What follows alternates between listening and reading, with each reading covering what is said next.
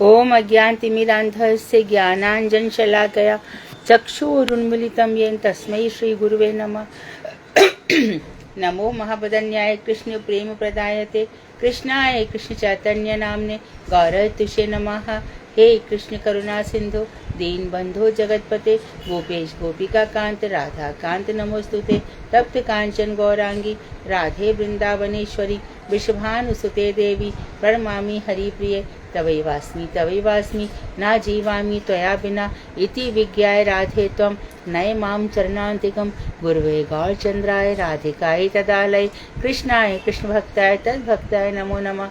वाञ्छाकल्पतरुभ्यश्च कृपा सिन्धुभ्येव च पतितानां पावनेभ्यो वैष्णवेभ्यो नमो नमः। श्री कृष्ण चैतन्य प्रभु नित्यानंद श्री अद्वैत गदाधर श्रीवासादि श्री गौर भक्त वृंद।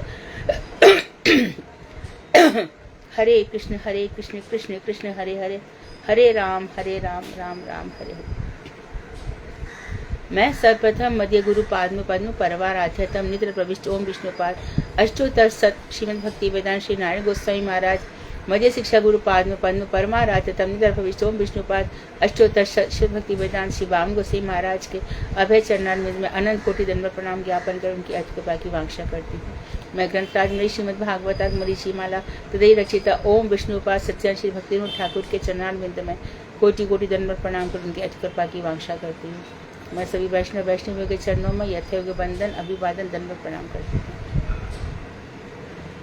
तो कल हमें बताया गया और बार बार कई उदाहरणों से बताया गया कि जो भगवान की उपासना है वही श्रेष्ठ है। उनको छोड़ करके देवी देवताओं की उपासना करने वाले मूर्ख हैं, अल्पमती है, कम बुद्धि वाले हैं, जड़ बुद्धि भी उनको कह सकते हैं। तो अब यहाँ पर प्रश्न ये उठता है कि जो गोपियां हैं उन्होंने, हम श्रीमद् भागवत में देखते हैं गोपियों ने किसकी आराधना की थी? कात्यायनी महादेवी महायोगी निधीश्वरी नंद गोप सुतम पति में कुरुते नमः। क्या अर्थ है इसका?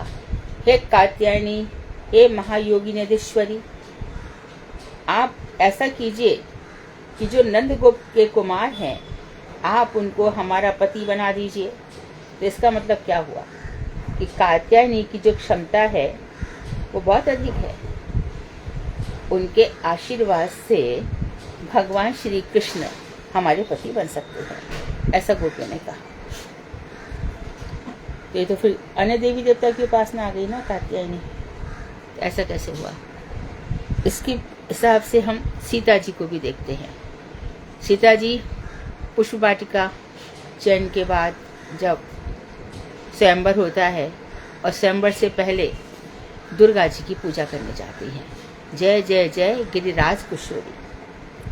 और गिरिराज किशोरी गिरिराज हिमालय सुता पार्वती जी उनकी आराधना करती हैं और उनसे कहती हैं कि मुझे वर दीजिए। तो वो वर उनकी निगाह में घूम रहा है, जिसको पुष्प चयन करते हुए, जब वो पुष्प चयन कर रही हैं, राज दुलारी हैं, हाथों में स्फटिक मणियों के कंगन पहने हैं। तो कंगन में भगवान श्री राम की छवि अंकित हुई है। कर टेक रही पलटारत नहीं, देखती रही और सोच रही है यही श्री राम मेरे पति हों। तो पार्वती की आराधना करती हैं सीता जी। और गिरिराज किशोरी हिमालय सुता पार्वती जी से, उनकी सखियां भी गई हैं साथ में, और उनसे कहती हैं मन जाहि राच्यउ मिलहि सोवर सहज सुंदर सांवरो करुणा निधान सुजान शील स्नेह जानत रावरो। एहि भांति गौर आशीष सुन सिय सहित हिय हर्षि अली तुलसी भवानी पूज पुन पुन मुदित मन मंदिर चली। मन जाहे राच्यो, तुम्हारा मन जिसको चाह रहा था, मिले ही सोवर, वही वर तुम्हें मिल जाएगा। कैसा है वो वर? सहज है, सुंदर है और सांवरा है। और कैसा है? करुणा निधान है, करुणा के सागर है, सुजान है, सुयोग है, सुधार योग्य स्वभाव है और आपके मन को अच्छी तरीके से रावरो, आपके मन को वो अच्छी तरीके से जानते हैं। तो पार्वती जी के आशीर्वाद को सुनकर के सीता जी बहुत प्रसन्न हुई और अपने राजमहल में लौटा। ये तो रही सीता जी की कथा, 100% यही कथा है। तो ये सीता, लेकिन यहाँ पर क्या है गोपियों का, यदि कात्यायनी की पूजा है तो उसमें उन्होंने क्या कहा, कात्यायनी महामाये, हे महामाया, हे महादेवी, हे महायोगिनी, योगिनी कहा उनको, और अधीश्वरी, ये संबोधन किए, हर दिन करती थी। तो ये जिसका जो व्रत किया हमारी सीता जी ने किया, जय जय जय गिरिराज किशोरी, तो पार्वती का किया, गिरिराज हिमालय की सुता का किया, उन्होंने वरदान दिया। लेकिन यहाँ पे यदि कात्यायनी का किया था तो कात्यायनी वर देने क्यों नहीं आई? कात्यायनी आती ना वर देने के लिए। तो यहाँ पर लोगों को ठगा गया था, रास में लोगों को ठगा गया। कैसे ठगा गया कि भगवान श्री कृष्ण को डायरेक्ट पति मानना,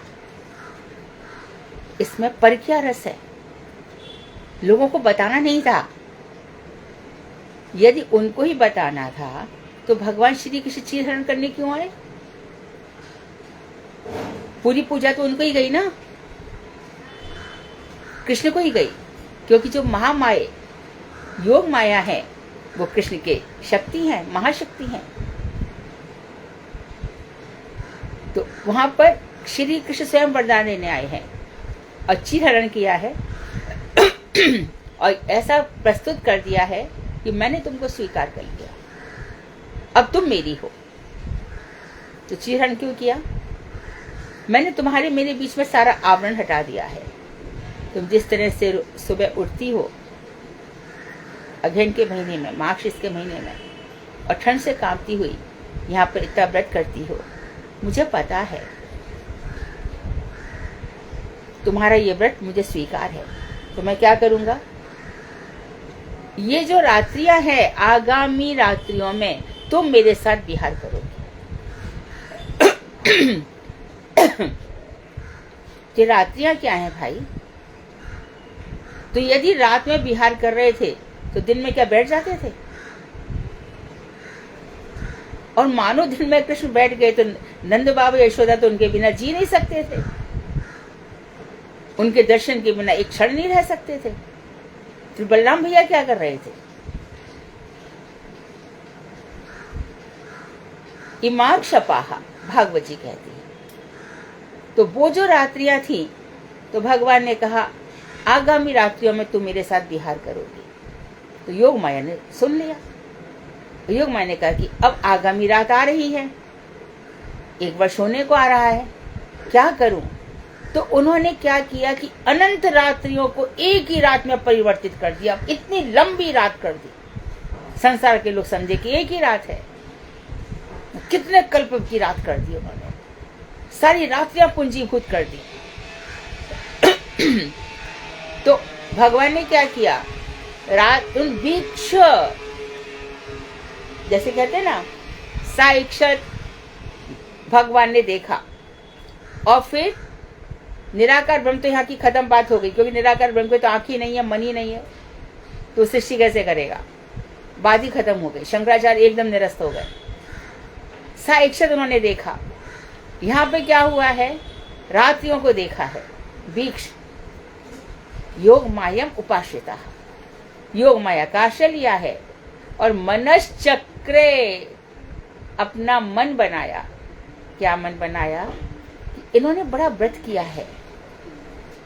नित्य सिद्धा तो मेरी है ही, जो परोड़ा है, दूसरे को ब्याही गई है, वो भी मेरी ही है। पर ये जो अभी नई आई है, ये मुझे पति बनाना चाहती हैं। तो भगवान मनश्चक्रे, भागवत जी कहती हैं, उन्होंने अपना मन बनाया। शद उत्फुल्ल मल्लिका, शद रात्रि को, उत्फुल्ल मल्लिका चंद्रमा ठहर गया, मल्लिका पुष्प, जितने भी प्रकार के पुष्प थे सभी वहां पर उपस्थित हो गए। नदियों का जल कल कल करके बहता रहा। बड़ी सुंदर वो रात्रियां बन गई। और तब भगवान ने उनके साथ महारास किया। तो इस बात को हमें सोचना चाहिए। जो भगवान श्री कृष्ण की आराधना करता है और जिस तरह से वो गोपाल मंत्र करता है, धीरे धीरे धीरे धीरे उसके हृदय में बड़े भाव प्रकट होते हैं।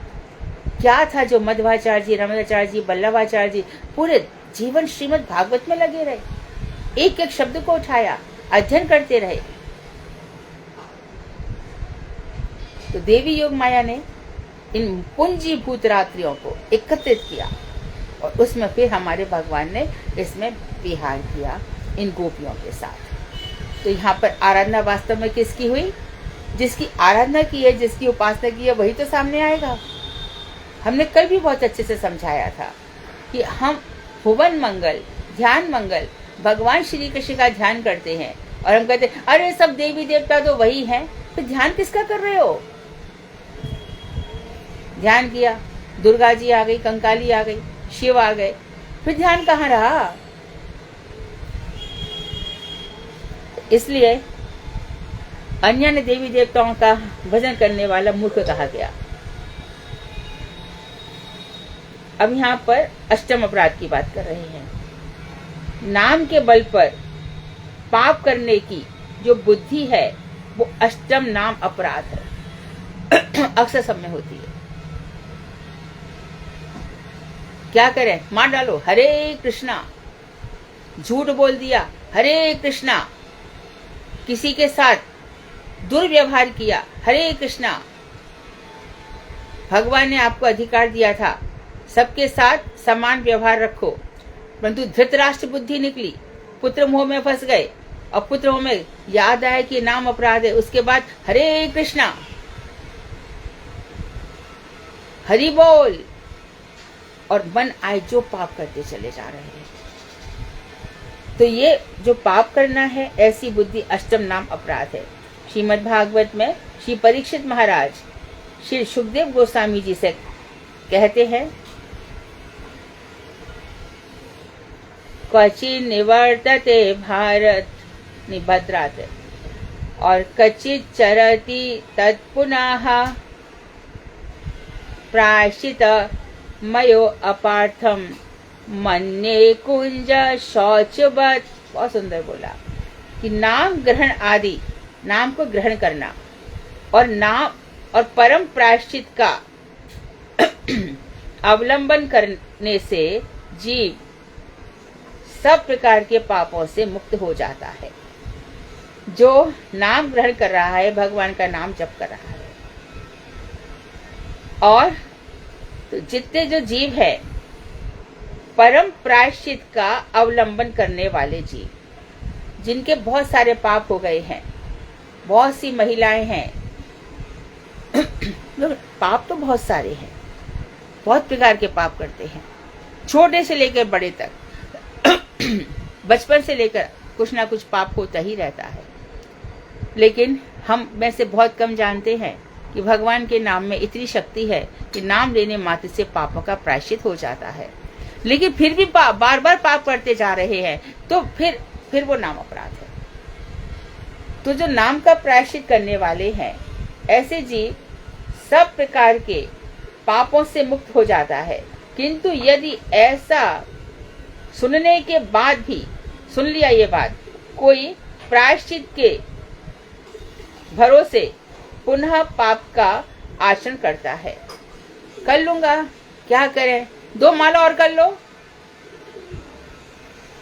तो जो पापाचरण करने की बुद्धि है वो नष्ट नहीं होती। झूठ बोला, क्या मेरा झूठ हो गया, 2 पाप हो गया।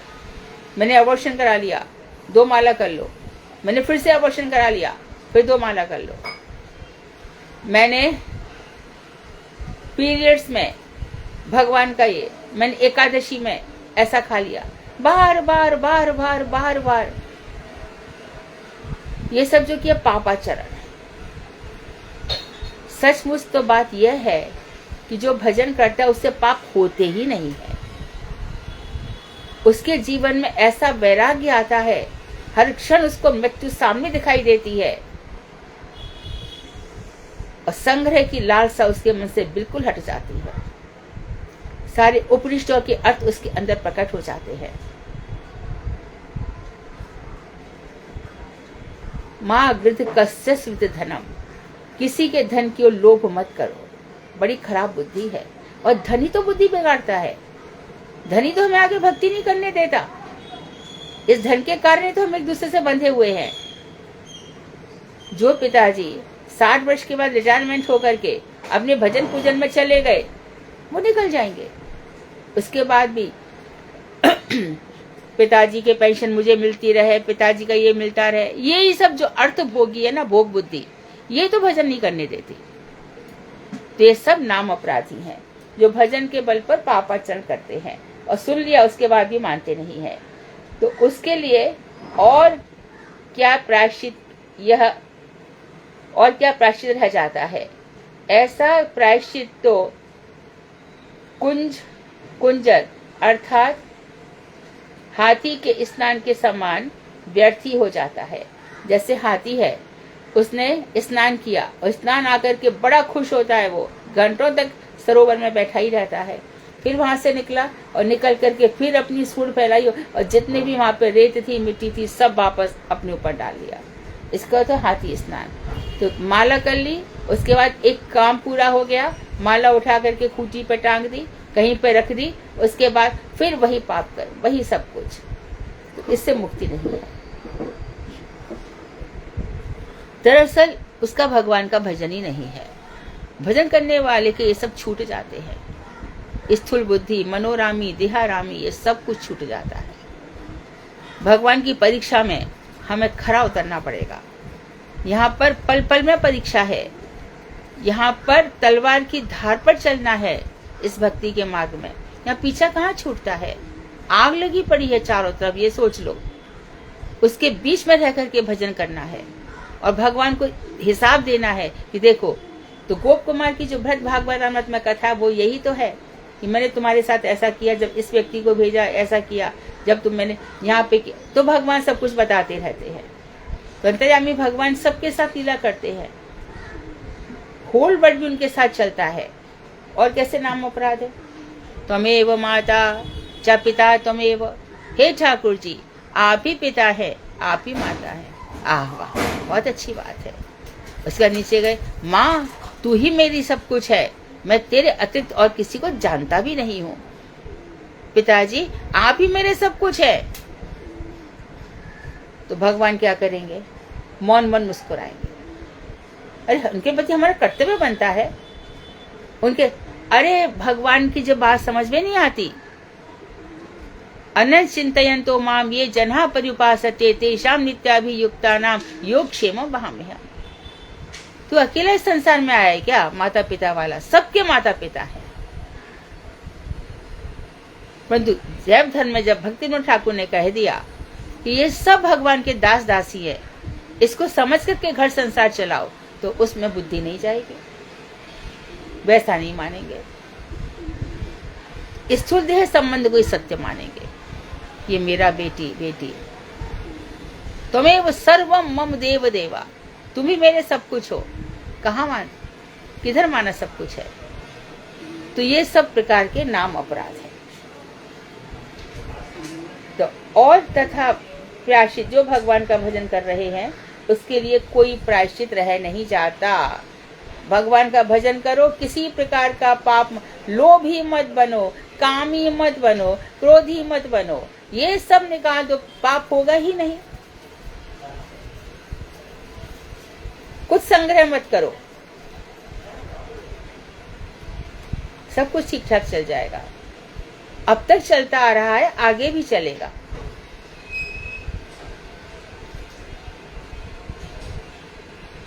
श्रीमद् भागवत के 7वें स्कंद के 15वें अध्याय के 36वें श्लोक में श्री नारद कहते हैं, नारद जी कह रहे हैं,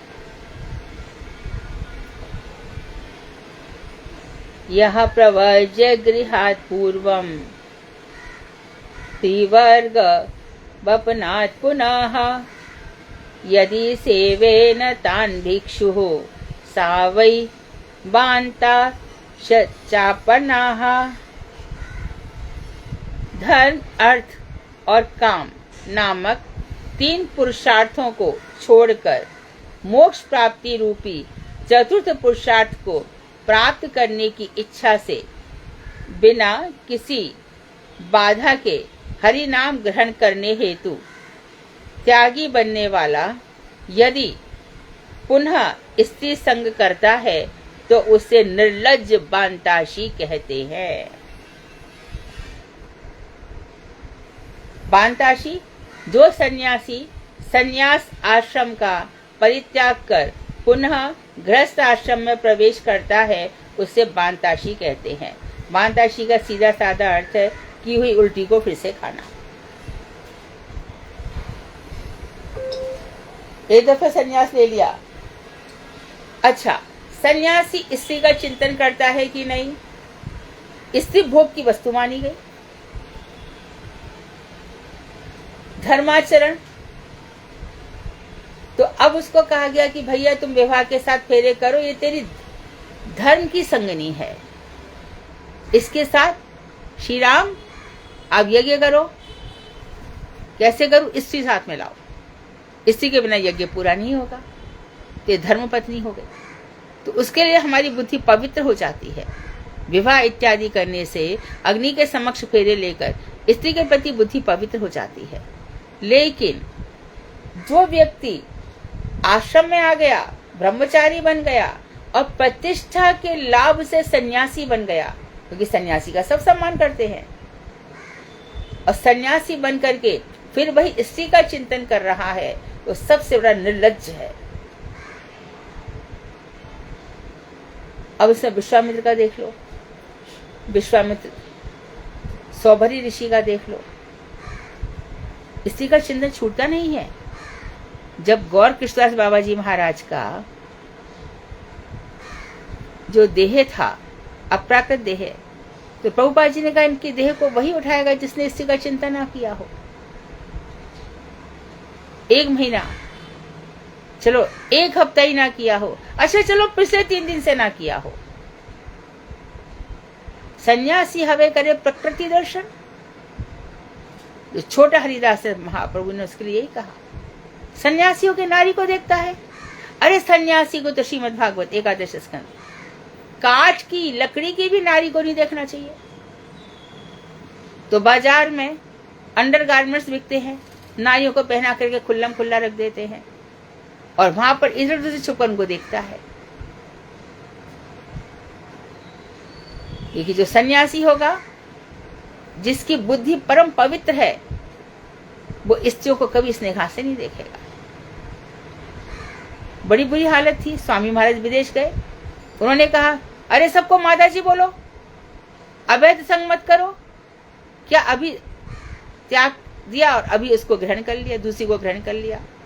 ना स्त्रियों का सदाचार है, ना पुरुषों का सदाचार है। हमारे भारत में कम से कम इतने तो बच रहे हैं। अभी स्थिति दूसरी है। फिर भी कम से कम 80% तो लोग यही सोचते हैं कि भाई विवाह के सामने फेरे पड़े, जीवन भर निभाने की कोशिश करो। तो वकील कहती कि आजकल 2 साल विवाह रह गए तो सेलिब्रेशन करो 25 इयर्स का। तो इस तरह की जो प्रवृत्तियां बढ़ती जा रही है, इसमें बहुत कुछ दोष माँ का होता है। घर से बच्ची कपड़े पहनकर निकली है, कहाँ आती है कहाँ जाती है। देखो, फटा कपड़ा पहनना दरिद्रता की निशानी है। इसमें बुरे भाव आएंगे ही आएंगे। ये फटी जीन्स पहले छोटी सी फटती थी, अभी और बड़ी फटने लग गई है। ये सब क्या है? आजकल फैशन है, फैशन के साथ नहीं चलना है। ये फैशन नहीं है, ये अभद्रता है, अभद्रता, अश्लीलता है। तुम फैशन करो, क्या फैशन करना है? अच्छी पढ़ाई करो, अच्छा नाम कमाओ, जीवन बनाओ, जीवन तुम्हारा सुंदर हो। अश्लीलता के साथ मत चलो, ये वल्गैरिटी है।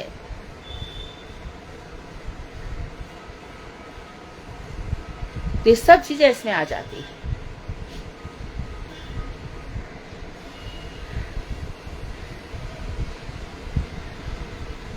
धर्म, अर्थ और काम, ये 3 पुरुषार्थों को छोड़ करके मोक्ष प्राप्ति रूपी जो चतुर्थ पुरुषार्थ है उसको प्राप्त करने की इच्छा करता है कि चलो मुझे मोक्ष चाहिए। और मोक्ष, अरे भैया एक बात सुन, तू मोक्ष के लिए जो प्रयास कर रहा है ना, भक्ति कर, नाम कर, भक्ति कर, नाम कर, क्या होगा कि मोक्ष तो अपने आप ही मिल जाएगा। यदि तू गोलोक धाम पहुंच गया तो स्वर्ग अपने आप ही मिल गया ना। जितने ऊंचे लोकों में जाएगा नीचे के लोग हस्तगत तो हो ही गए ना। मैं यदि 14वें माले पे रहती हूँ तो 13 माले तो मैंने पार कर ही लिए ना। और मोक्ष की इच्छा रखा, सब कुछ छोड़ा, घर छोड़ी आया, सब कुछ छोड़ा, लेकिन काम बुद्धि नहीं गई। श्रीमद् भगवत गीता में भगवान ने 4 श्लोकों में कहा है, काम बुद्धि का इसी वक्त परित्याग करो। फिर कोई कहे नहीं, पति नहीं मानता, पत्नी नहीं मानती, आपके चित्तबल में कमी है, आपके भजन में कमी है। जैसे जैसे भजन परायण आप होते जाएंगे, इंसान सारी काम से बहुत ऊपर उठते चले जाएंगे, बहुत ऊपर। और नाम ये सब करता है, नाम अवश्य ये सब करता है। अब बता रहे हैं प्रसाद अर्थात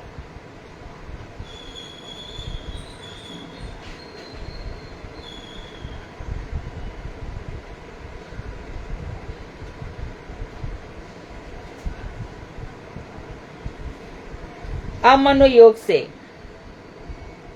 आलस्य विक्षेप आदि होने पर नाम में ज्ञान पूर्वक अवहेलना रूप ये नाम अपराध हो जाता है।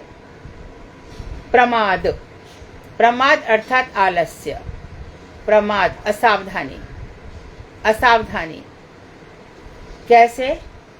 जो अमनोयोग है, भगवान में मन नहीं लगता।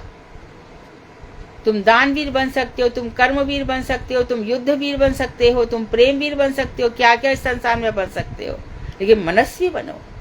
मन हमारे कंट्रोल में होना चाहिए। मन में उचंग आ गई, कुछ उत्साह आ गया, कुछ आ गया, अरे देखो तो सही इसमें कृष्ण प्रसन्न हो रहे हैं कि नहीं, इससे मेरी भक्ति बढ़ रही है कि नहीं, क्या मिल रहा है मुझे ये सब करके। तो अमनोयोग से भगवान के साथ मन जुड़ा ही नहीं। तो भगवान को छोड़ करके हम जो भी काम करते हैं उससे मन भगवान से नहीं जुड़ता। तो और बताया आलस्य विक्षेप आदि होने पर, आलस्य विक्षेप, विक्षेप मतलब इधर उधर मन लग जाने पर, बुद्धि भ्रमित होने पर, नाम में ज्ञान पूर्वक अवहेलना रूप। तो नाम में क्या हो रहा है, बड़े जानबूझ करके अवहेलना हो रही है नाम की। अरे कौन भजे, हो गया नाम। अजय बताओ जी, नाम करने से क्या हो जाएगा? नाम करने से तू तर जाएगा, तर जाके क्या हो जाएगा? स्वर्ग मिल जाएगा क्या? स्त्रियां मिल जाएंगी क्या? सुरापान मिल जाएगा क्या? ऐसे लोग नाम कभी नहीं जप पाएंगे, कभी भी नहीं जपेंगे।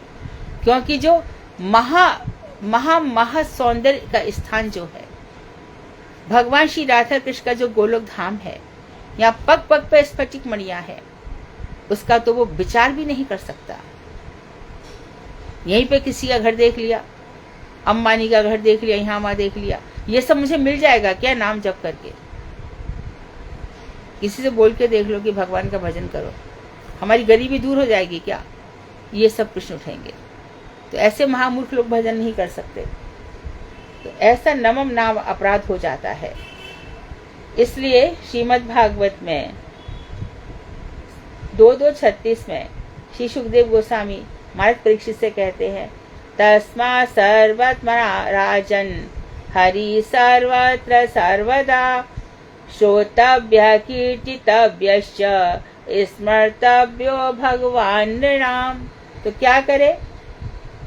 चित्त एवं इंद्रिय वृत्ति आदि सभी को एकाग्र करके सर्वत्र सदैव भगवान श्री हरि के नाम आदि का श्रवण कीर्तन एवं स्मरण करना चाहिए। चित्त एवं इंद्रिय वृत्ति आदि सभी को एकाग्र करके। चित्त उसका ये कहाँ भाग रहा है, अरे तू कहाँ जा रहा है भैया, बहुत जन्मों से गया, अब तो शांत हो जा, आजा, चल इधर लौट के आजा, भगवान में लग जा। इंद्रिय वृत्ति, आँख, क्या हो रहा है वहां पे, देखो तो यहाँ शोर हो जाए, जाके देखो क्या हो रहा है, कैसी कथा सुनने को मिल रही है। अब जो लोग करंट अफेयर्स के साथ रहते हैं कि वहां पे क्या हुआ, वहां पे क्या हुआ, वो लोगों की इंद्रियां कहाँ भगवान में लगेंगी, बताओ तो सही, नहीं लग सकती भगवान के चिंतन में। तो अब लोग घर बार छोड़ करके, महाराज परीक्षित ने अपना राजकाज छोड़ दिया, मंत्रियों को दे दिया, और पूरे 1 वर्ष तक त्रिदिवसा एकादशी करी उन्होंने।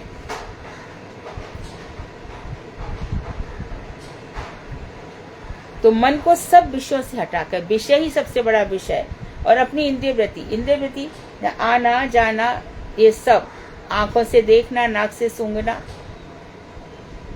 कौन सा बड़ा सेंट है, तो बड़ी अच्छी खुशबू आ रही है इसके आने से, अच्छा तू पूछ लेना, पूछ के आना उससे, अरे मैं नहीं जाती, तू जाके पूछ के आना, हम यही खरीदेंगे।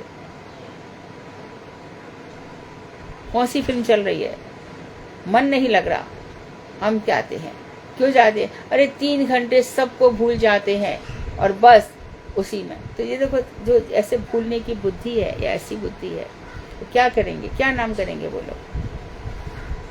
थोड़ा सा नाम जपा, फिर विश्व में मन अटक गया, और तुम जो देखोगे करोगे वो मन में बार बार चिंतन में आएगा ही आएगा।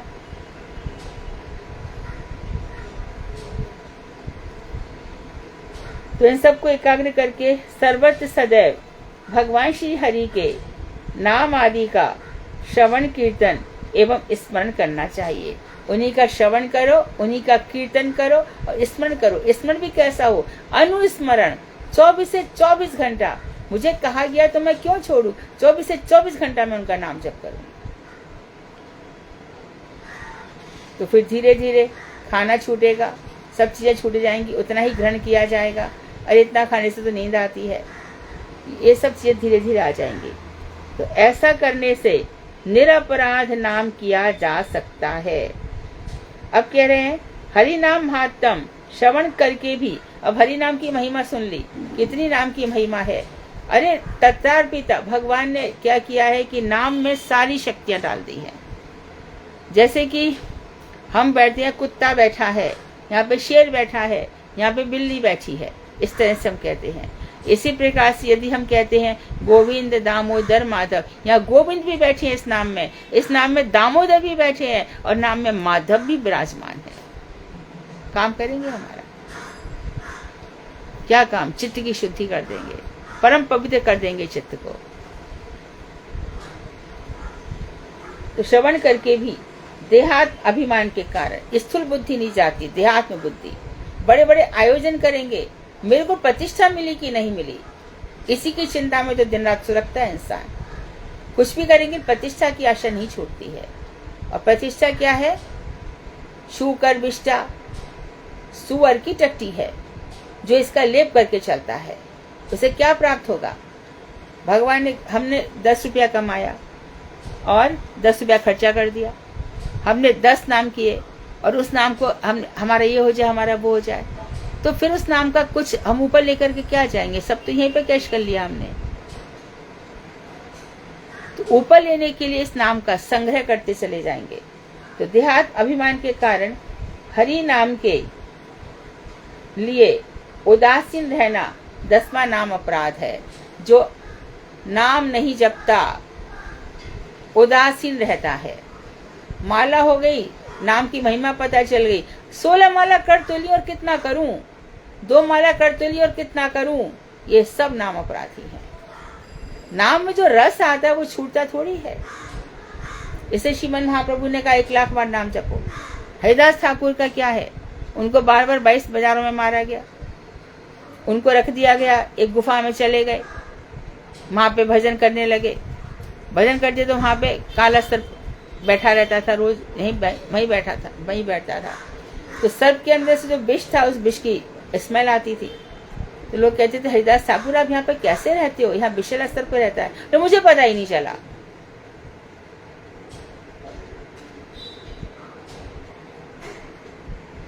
तो आप कल जहाँ से चले जाओ, यहाँ पे मत रहो। तो सर्प ने सोचा ये क्यों जाएंगे, मैं ही यहाँ से चला जाता हूँ। सर्प के अंदर भी इतना भान होता है।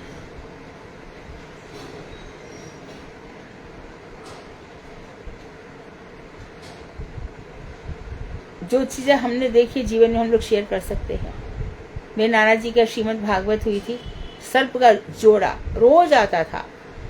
जब तक भागवत चलती थी वो फन उठाए बैठे रहते थे दोनों। तो पहले दिन सब लोग डर गए। तो पंडित जी बहुत सही पंडित थे, शुद्ध पंडित थे। और इनका घबराओ मत, ये कथा सुनने आया है। कथा सुनते दोनों चले जाते थे। तो शायद 84 लाख में उसकी अंतिम योनि होगी या कुछ भी होगा, भगवान की प्रेरणा से वो आता था, कथा सुनते थे, निकल जाते थे। तो भगवान अंतर्यामी रूप से पद्मनाभ भगवान सभी के हृदय में विराजमान है, सभी के हृदय में है शिरोस्याई विष्णु। तो वो प्रेरणा देंगे तभी वो काटेंगे। तो चला गया हरिदास। तो नाम के प्रति इतना रस है हरिदास ठाकुर को कि उनको 1 बाजार 2 बाजार नहीं 22 बाजारों में मारा गया। लेकिन क्या हो रहा है कि नाम प्रभु उनकी रक्षा कर रहे हैं, नाम प्रभु प्रहलाद की रक्षा कर रहे हैं, नाम प्रभु मीरा की रक्षा कर रहे हैं। विष भेजा जा रहा है और वो अमृत होता जा रहा है।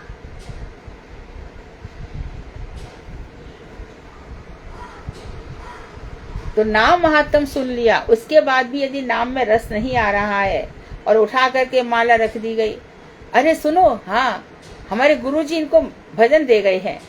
अच्छा भजन दे गए हैं क्या?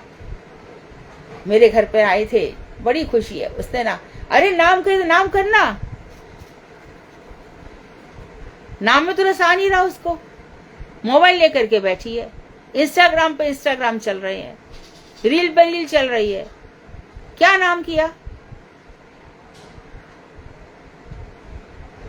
आंखों से अश्रुधाराएं बह रही हैं क्या? श्री कृष्ण का विरह, राधा जी का विरह अनुभव हो रहा है क्या? हम नाम जब से उदासीन रहते हैं, ये 10वां नाम अपराध है। श्रीमद् भागवत में महाराज परीक्षित सुखदेव गोस्वामी से क्या कह रहे हैं? दृष्टा श्रुताभ्याम यत् पापम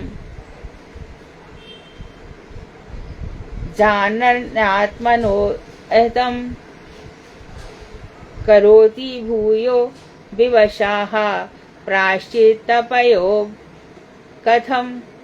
कह रहे हैं कि एक व्यक्ति दृष्ट इस संसार में देखा गया और शुद्ध पूर्व जन्मों में अन्य स्थानों पर, यानी कि जो देखा गया है पिष्ट पेशेंट। प्रहलाद जी ने यही कहा, ये मनुष्य कुछ नहीं करता, पिछले जन्मों में जो कर रहा भाई अब कर रहा है, भाई आहार निद्रा भय मैथुन पिछले जन्मों में करता रहा, भाई अभी कर रहा है, उसी में लगा पड़ा है। एक संसार पहले बसाया था, उसको छोड़ करके आ गया, अब दूसरा संसार बसा लिया। भाई मर गया, पिता मर गए, बेटी मर गई, बेटा मर गया, उसी के चिंतन में जिंदगी निकाल दी, खत्म, एक जीवन बर्बाद हो गया।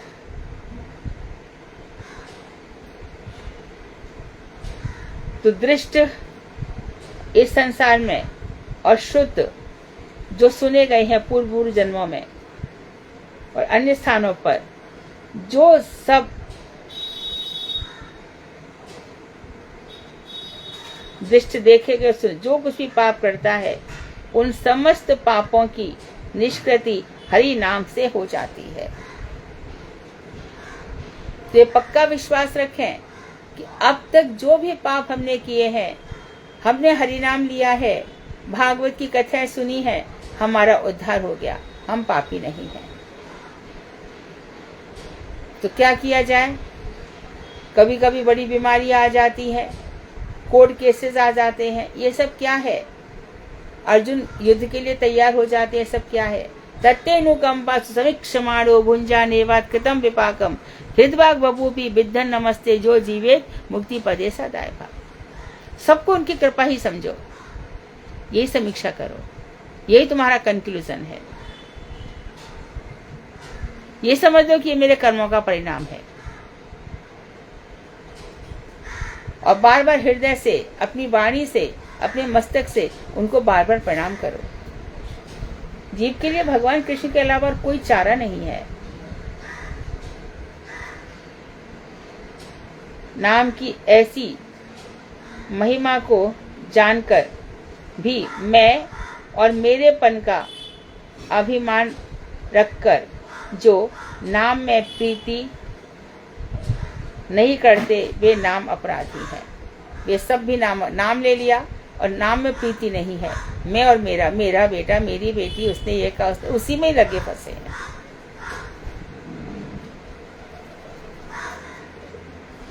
तो उसके पापों का प्रायश्चित किस प्रकार संभव है? तो फिर बताया, नाश्नतः पथमेवान्नं व्याध्योऽपि भवन्ति हि एवं नियमकृतभाजन शनहि क्षेमाय कल्पते। जिस प्रकार नियम पूर्वक अन्न आदि प्राप्य ग्रहण न करने से व्याधि क्रमशः बलवान होती जाती है, जिस प्रकार नियम से अन्न आदि जो पथ्य है, हमें अब कोई डायबिटीज वाला है और भरपूर मालपुआ खीर खा रहा है तो व्याधि क्या करेगी? कोई दवा काम नहीं करेगी, कुछ भी नहीं करेगी।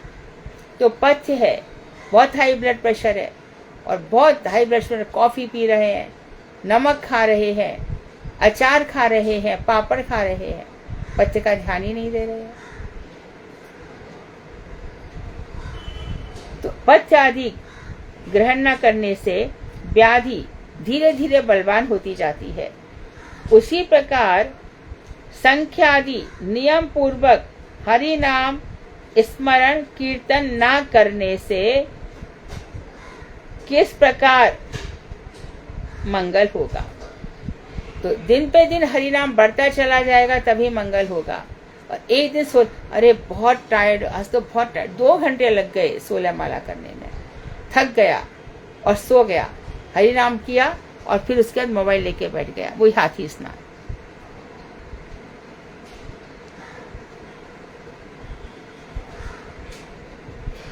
आ गई खबर क्या चल रहा है, आ गई ना खबर, कौन हीरो है? सैफ अली खान है ना, चक्कू मार दिया, उसकी पत्नी घर में नहीं थी, फैल गई खबर बहुत आराम से, बड़ा रस आ रहा है। किन लोगों का चिंतन कर रहे हैं हम सोचो। बांगुसी महाराज को कहा, महाराज भारत जीत रहा है क्रिकेट में, देखिए। तो बांगुसी महाराज बोले, हम इन मांस भक्षियों का मुख देखना नहीं चाहते।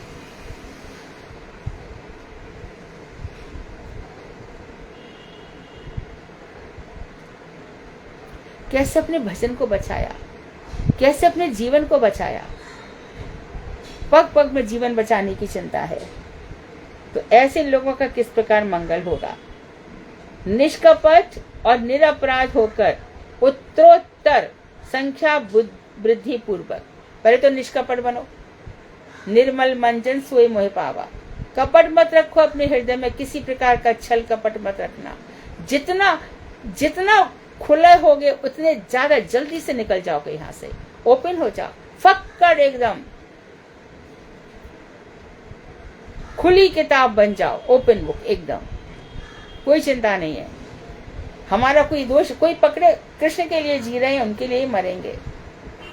तो बताया कि एकदम निष्कपट होकर के और निरपराध होकर, ये जो 10 नाम अपराध बताए, इनमें से बिना किसी अपराध किए और उत्तरोत्तर डे बाय डे हमारी संख्या वृद्धि पूर्वक। अरे कल मैं सुबह नहाया धोया, उसके बाद भजन किया, 3 घंटा मेरे मन में भगवान का नाम आया ही नहीं, ये तो बहुत बड़ा अपराध हो गया। मुझे 3 घंटे या 3 सेकंड भी भगवान को नहीं भूलना है। कुछ भी हो रहे, कहीं भी रहे, हरे कृष्णा चलते ही जा रहा है। तो धीरे धीरे जो वृद्धि होती जा रही है, तो ये नाम जप करना ही हरि नाम ग्रहण करने की विधि है। तो हरि नाम ग्रहण कर लिया तो इसकी विधि क्या है? एक तो हरि नाम ग्रहण किया एक गुरु से, उस गुरु के अंदर 10 प्रकार के स्वार्थ भरे पड़े हैं, प्रतिष्ठा भरी पड़ी है। ऐसे कोई गुरु जेल जाता है क्या? नाम, प्रतिष्ठा, पैसा, भगवान उसके लिए ऐसी व्यवस्था करते हैं क्या?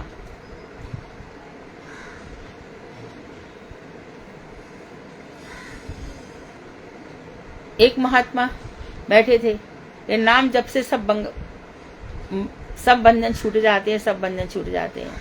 ऐसा करते करते वो पहुंच गए जहाँ पे कौवा पिंजरे में बंद था। कौवे से उन्होंने कहा कि सुन, नाम भजन करने से सब बंधन छूट जाते हैं।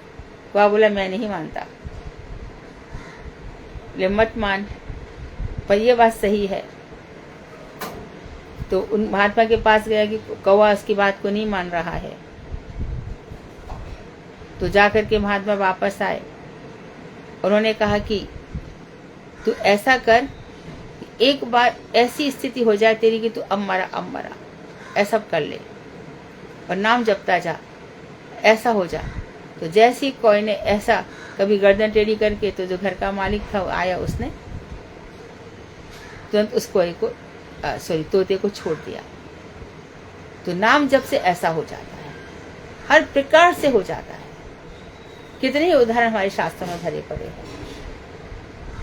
भगवान की बत्ती चल रही है और बत्ती बुझ रही थी, और एक कबूतर उसके चारों तरफ चक्कर लगाया, तो उसके किसी प्रयास से बुझती बत्ती फिर से जल गई। इसी में उसका कल्याण हो गया। ये श्रेय स्थितिम,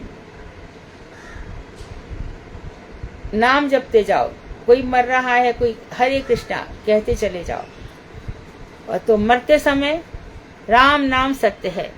शंकर जी बड़े चिंतित हो जाते हैं, अरे कोई शब्द जा रहा है, अरे सुनो पार्वती, ये शब्द जा रहा है यहाँ से, ये देखो राम नाम बोल रहे हैं, ये शब्द तो मेरे लिए पूजनीय हो गया, क्योंकि इसकी वजह से मेरे कानों में रस आ रहा है, राम राम की शब्द ध्वनि आ रही है। महाप्रभु को क्या था, हरे कृष्णा, अरे देखो भाग करके लाखों लोग महाप्रभु के साथ, हजारों की संख्या में, बड़े सुंदर ध्वनि के साथ। इसमें यदि ये गड़बड़ कर दिया कि घंटों आलाप लगा दिया और ध्वनि जरा भी निकली, तो सब गड़बड़ हो जाएगा। हरे कृष्णा हरे, सब गड़बड़ है।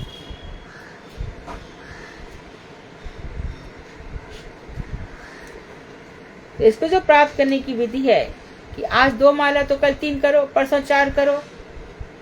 आज मेरी 2 माला हुई 1 घंटे में, कल इसी 1 घंटे में 3 माला करना। ऐसे कैसे हो सकता है? ऐसे ही होता है। तू अलग है क्या? सब लोग तो वैसे ही करते हैं। 1.5 घंटे में 16 माला होनी चाहिए, हमारी तो नहीं होती। क्यों? तेरा मन क्यों नहीं इधर उधर जाता है? नियम तो वही है, तू उस नियम तक आ जाना। फर्स्ट आने क्लास में तो पढ़ना पड़ता है ना, बार बार नोट्स पढ़ने पड़ते हैं, बार बार प्रैक्टिस करनी पड़ती है ना। नाम, रूप, गुण और लीला, स्मरण आदि का क्रम नियम ही कल्याणजनक है। अर्थात पहले भगवान का नाम आता है, फिर भगवान के रूप आते हैं, फिर भगवान के गुण आते हैं, फिर भगवान की लीला। ये क्रम है, ये धीरे धीरे सब स्पष्ट होते चले जाते हैं। आगे बता रहे हैं, नाम ग्रहण की नित्यता। यमराज ने अपने दूतों को जो आज्ञा प्रदान की, उसका श्रीमद् भागवत के 6 स्कंद के 30 अध्याय में वर्णन है।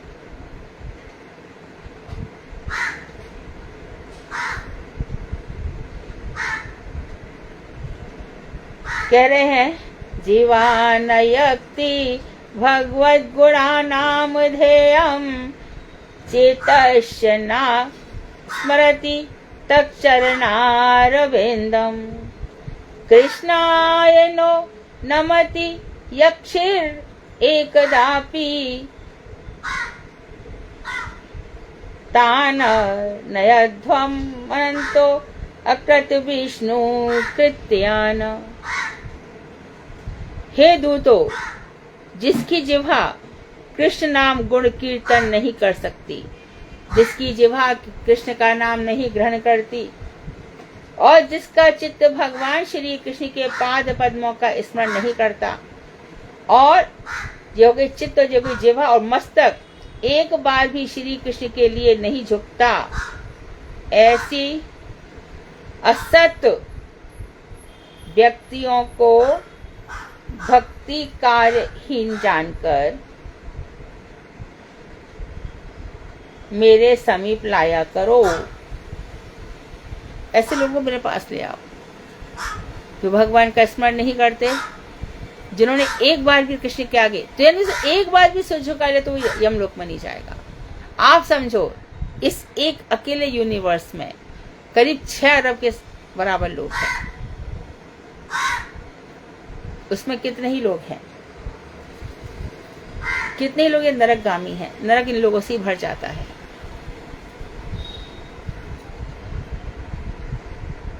छह अरब तो लोग ही हैं, और वृक्ष के कितने शाखा प्रशाखाएं हैं, कितने ही जानवर हैं, कितने ही पशु पक्षी हैं। तो अरब नहीं, अरबों ये जीव यहाँ पर घूम रहे हैं। कितने ही वृक्ष हैं, कितने ही पर्वत हैं। तो इन सब का जब अंतकाल आ जाता है, उर्दू में उसको इंतकाल कहते हैं, हमारे अंतकाल कहते हैं, जब हो जाता है तब इनकी बड़ी दुर्गति होती है। वांछा कल्पतरुवश्य कृपा सिंधु बेवचा पतितानां पावनेभ्यो वैष्णवेभ्यो नमो नमः।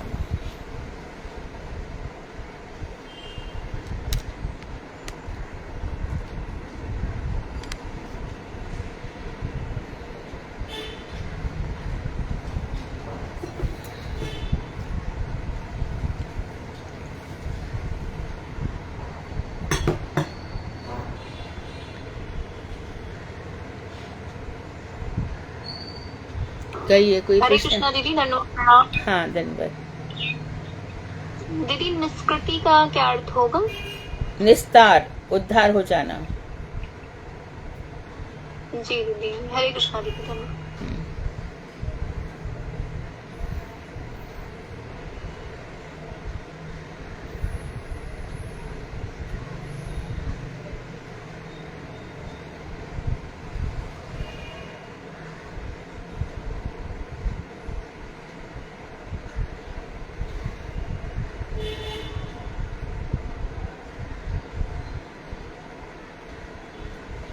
हरे कृष्णा, धन्यवाद प्रणाम दीदी। दीदी आपने बताया क्षीरोदशाही विष्णु तो हृदय में रहते हैं, मुझे कर्णोदशाही और दीदी गरुदशाही के बारे में बताइए थी, मुझे नहीं पता है इनके बारे में। कारण अन्वशाही विष्णु जगत की सृष्टि की इच्छा करते हैं, उनसे गर्भोदशाही विष्णु निकलते हैं, जिनकी नाभि से ब्रह्मा जी निकलते हैं। उन्हीं से क्षीरोदशाही क्षीर सागर में शयन करने वाले विष्णु निकलते हैं, जो हम सबके अंतर्यामी हैं। दीदी प्रणाम दीदी।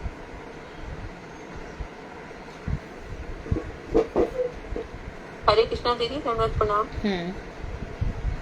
दीदी 10वें स्कंद में ये स्पष्ट रूप से लिखा हुआ है कि वसुदेव जी के यहाँ प्राकट्य हुआ और नंद जी के यहाँ भगवान ने जन्म ग्रहण किया। फिर भी सब लोग उसको, हमारे गौड़ीय वैष्णवों के अलावा, उसको तोड़ मरोड़ कर क्यों इसको प्रदर्शित करते हैं? उनकी वैसी योग्यता है तो क्या कर लोगे? लोग जाने क्या क्या करते हैं। क्योंकि श्लोक तो दीदी सभी उनके भी तो वही है श्लोक, ये तो है नहीं कि हम लोगों ने अलग से बनाए हैं श्लोक, फिर भी के लिए सेम है। फिर भी कहते हैं ना कि भगवान करे तो रास लीला और हम करे तो चरित्र ढीला, ऐसे गाने आते हैं ना जी। महामूर्खों से दुनिया भरी पड़ी है।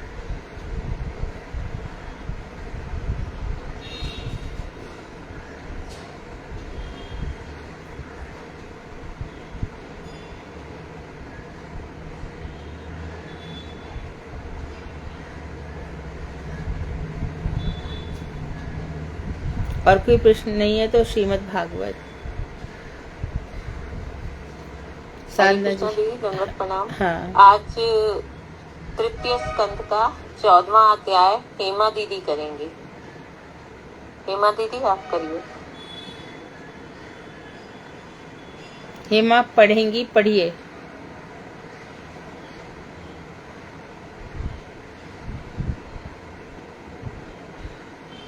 हेमा है क्लास में? जी क्लास में तो है। हेमा दीदी अनम्यूट होकर आप शुरू करिए श्रीमद् भागवतम। हरे कृष्णा दीदी, दंडवत प्रणाम। हाँ। ओम ज्ञानतिमिरान्धस्य ज्ञानाञ्जनशलाकया चक्षुन्मीलितं येन तस्मै श्रीगुरुवे नमः। वाञ्छाकल्पतरुश्च कृपासिन्धुभ्येव च पतितानां पावनेभ्यो वैष्णवेभ्यो नमो नमः।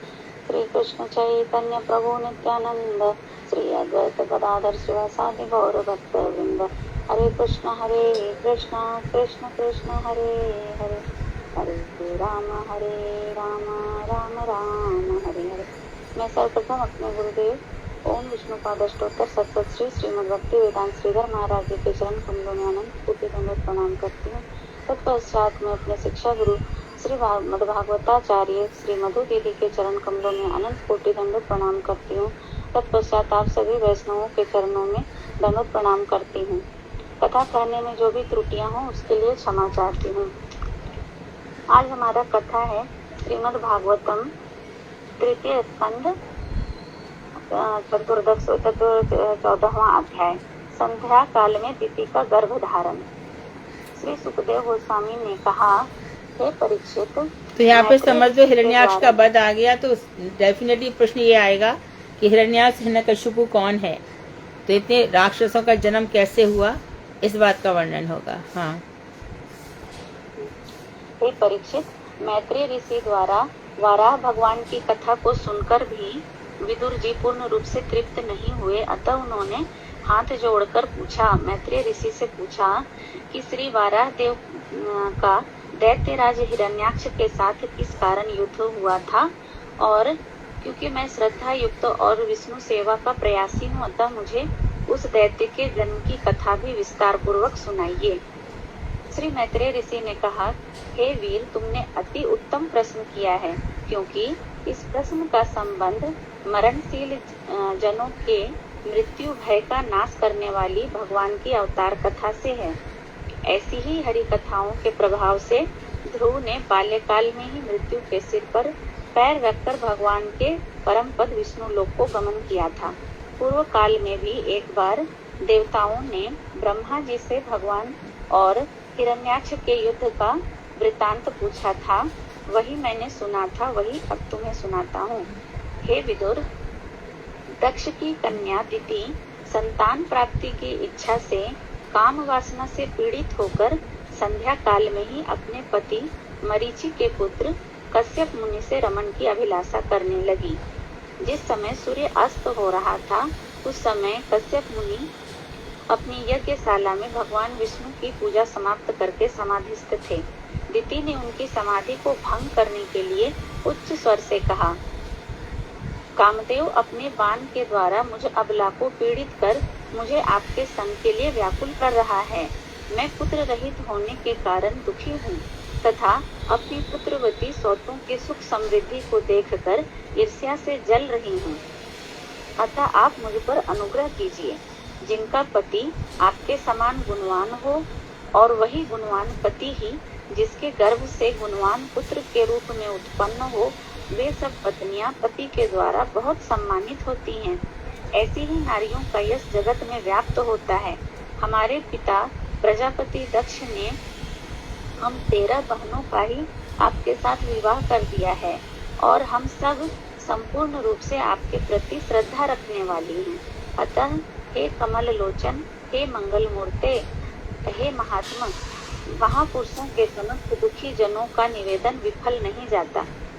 दिति बड़े ही दीन भाव से बहुत सी बातें बनाते हुए जब कश्यप मुनि से इस प्रकार की अभिलाषा प्रकट करने लगी, तब कश्यप मुनि ने उसे समझाते हुए कहा, हे भीरु, मैं तुम्हारे उस प्रिय कार्य को भीरु नहीं, भीरु, भीरु बोलो, भीरु, भीरु, हे भीरु, हे भीरु, मैं तुम्हारे उस प्रिय कार्य को अवश्य ही पूर्ण करूंगा।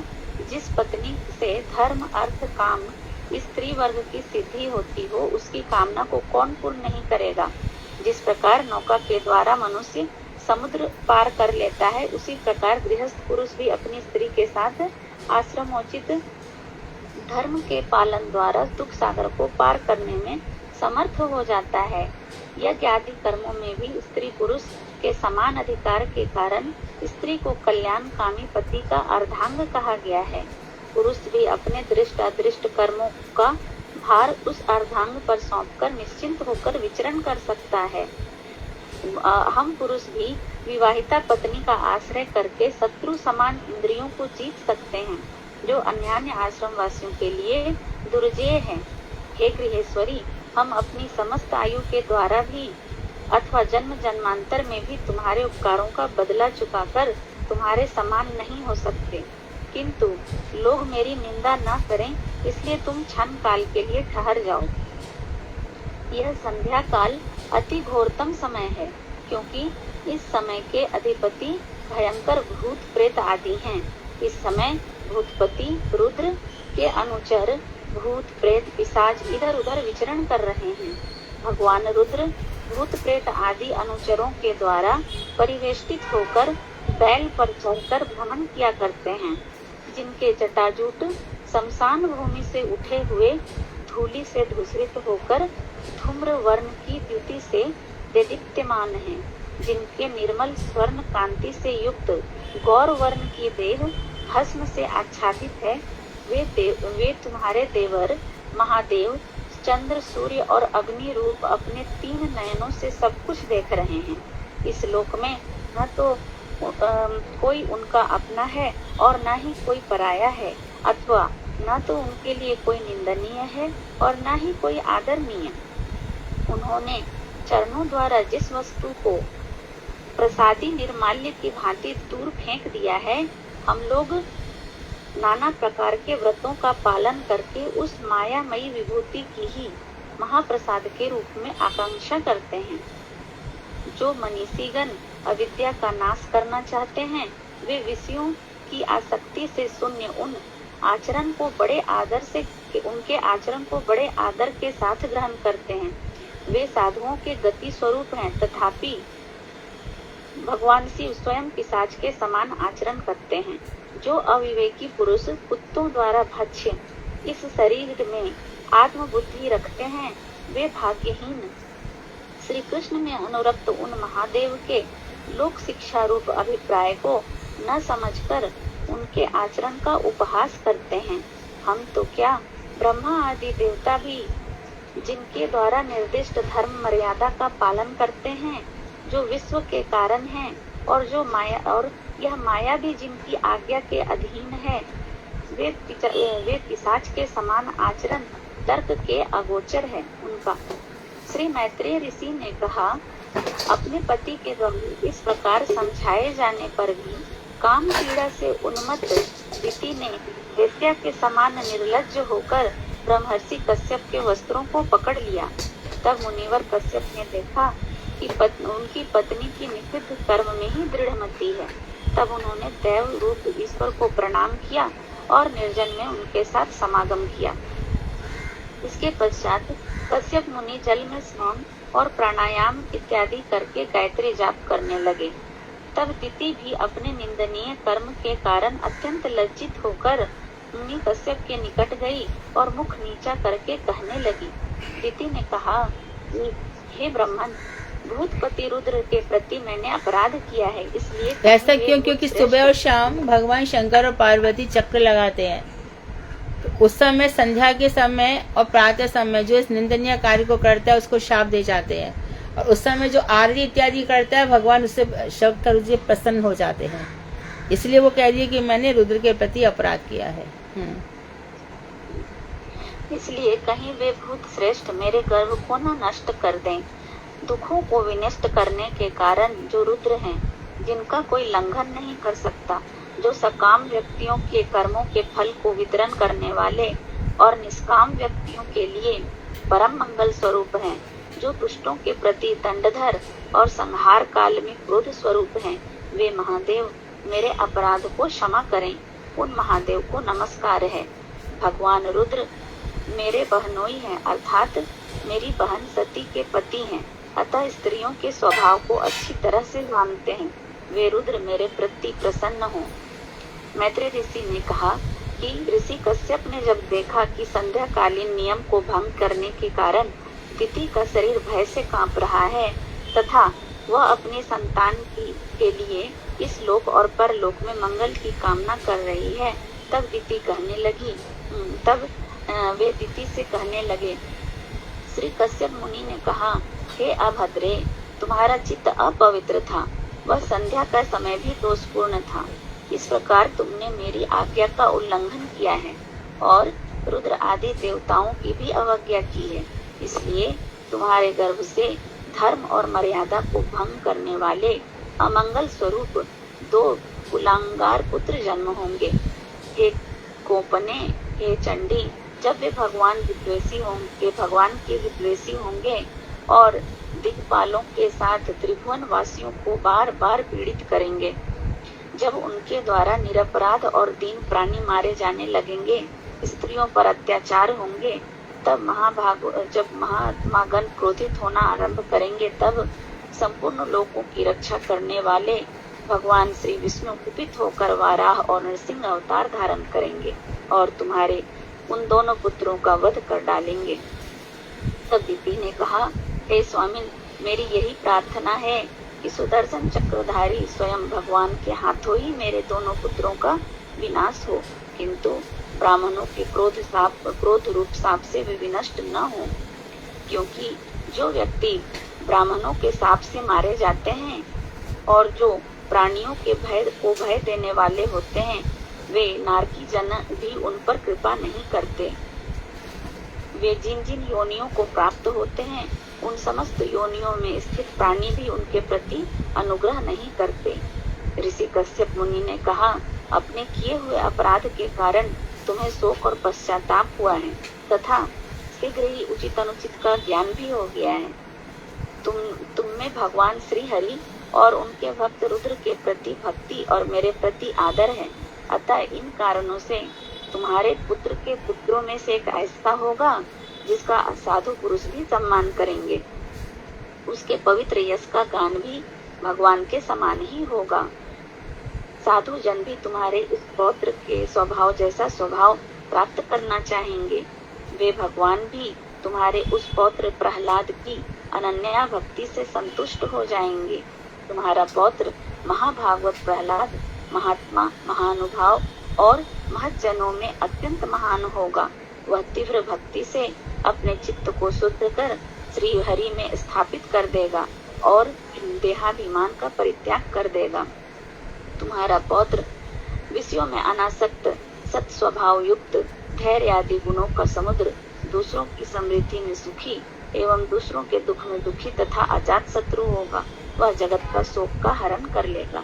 तुम्हारा वह पौत्र उन श्री भगवान को सर्वदा अंदर और बाहर में दर्शन करेगा, जो भगवान समस्त हे गुणों से रहित हैं, कमल नयन है, भक्तों की इच्छा के अनुसार अप्राकृत मंगलमय विग्रह धारण करने वाले हैं तथा लक्ष्मी के भूषण स्वरूप और झिलमिलाते कुंडलों द्वारा सुशोभित मुखमंडल से युक्त हैं। श्री मैत्रेय ऋषि ने कहा, दिति ने जब यह सुना कि उसका एक पौत्र महाभागवत होगा, तब वह अत्यधिक आनंदित हो उठी और श्री विष्णु के द्वारा ही उसके दोनों पुत्रों का विनाश होगा, यह जानकर उसका चित्त उत्साह से प्रफुल्लित हो गया। इति श्रीमद्भागवत महापुराणे तृतीय स्कंदे श्री विदुर मैत्रेय संवादे दिति गर्भाधानम नाम 14 अध्याय। हरे कृष्णा दीदी का नाम। बहुत सुंदर, बहुत अच्छा, साफ सुथरा, बढ़िया था, बहुत बढ़िया। इस तरह से हमने दिति की कथा सुनी। दिति से दैत्य निकले, अदिति से देवता। दोनों कश्यप जी की पत्नी है। दिति से दैत्यों की सृष्टि हो रही है, अदिति से। तो इस तरह से देवता उत्पन्न होते हैं। कीर्तन। हरे कृष्णा दीदी, एक प्रश्न। हाँ, पूछो। है, दिति से दैत्य शब्द बना है ना, ऐसा कुछ। और दिति शब्द का ही क्या अर्थ है? दिति से दैत्य बना, अतिथि से देवता। हाँ, नहीं ठीक, वो नहीं पूछ रही दीदी, मतलब दिति शब्द का क्या अर्थ है? दिति और जो दैत्यों को उत्पन्न करती है उसको दिति कहते हैं। तो मतलब दीदी उन लोगों का नाम पहले ही वैसे हो गया ना। ठीक है दीदी, दंडवत प्रणाम। कीर्तन कुसुम तुम गाने वाली थी आज।